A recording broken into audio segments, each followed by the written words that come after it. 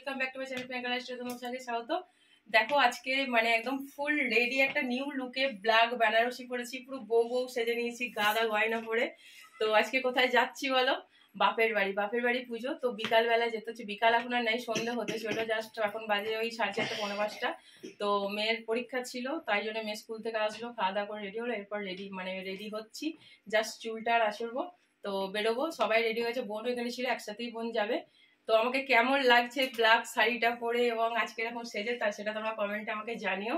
তো চলো পরে আসছি, গাড়িতে উঠে দেখা হচ্ছে। তো গাইস দেখো আমরা বেরিয়ে পড়েছি, গাড়িতে উঠে পড়েছি। এই দেখো ব্লেজার পরেছে আজকে আমার, আর এই দেখো হোস্টেল থেকে বাড়ি যাচ্ছে, সাজগোজ করে ওকে বললাম একটা শাড়ি টাড়ি পরে না, বলছে না বাড়ি গিয়ে জামা পরবো। আর এই যে একজন বসে আছে। তো চলো যাওয়া যাক, পরে আবার আসছি।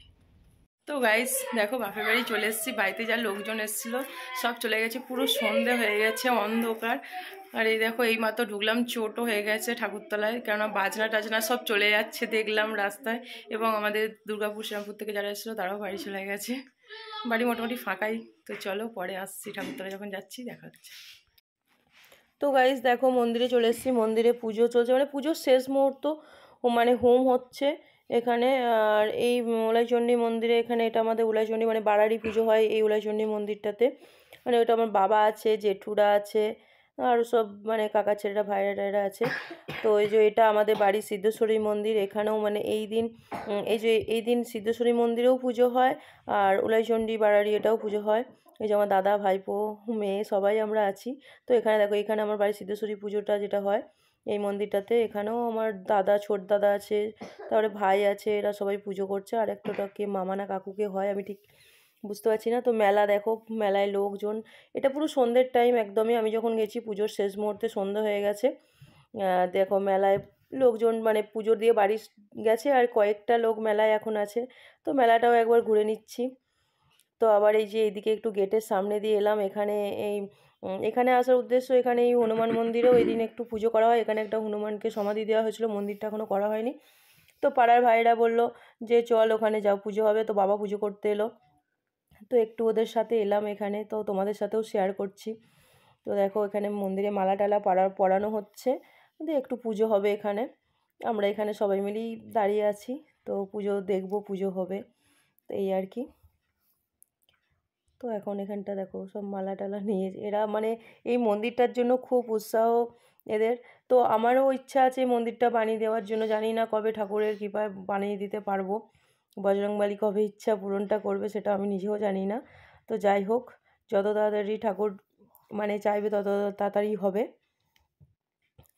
অনেকজনাই মালা দিয়েছে, মালা পরানো হচ্ছে। কি বলতো, ঠাকুর মন্দিরে মানে মালা টালা দিয়ে পুজো করলে খুবই ভালো। এখানে আবার একজন মানে ফুলগুলোকে নিয়ে এদিক ওদিক ছড়িয়ে ছিটিয়ে মানে কুচিয়ে কুচিয়ে দিচ্ছে। আর তো বজরংবলী পুজোর প্রসাদই হচ্ছে লাড্ডু, ওই দেখো গামলার মধ্যে ওরা লাড্ডু দিয়েছে।